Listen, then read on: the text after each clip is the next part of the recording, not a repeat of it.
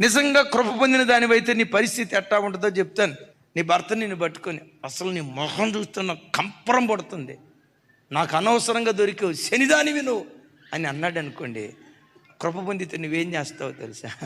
ప్రైజ్లాడయ్యా, ప్రైజ్లాడయ్యా. ఆడికి అర్థం కాక మెంటలెక్కిపోతే. ఇది అందరికీ రాదండి, అందరికీ రాదు. కృప పొందిన స్త్రీకే ఈ మాట వస్తుంది.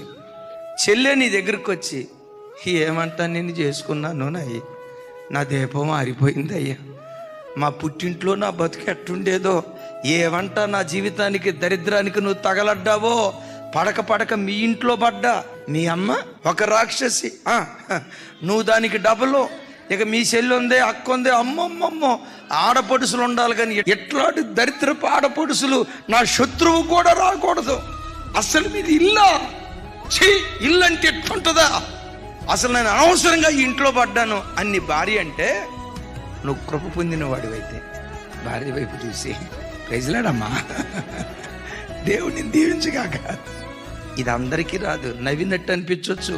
కృప పొందిన వాడికి శ్రమ శ్రమగా తోచదు, శ్రమ శ్రమగా తోచదు. శ్రమను భరించడానికి కావలసిన శక్తి కృపను గ్రహించడం ప్రారంభం.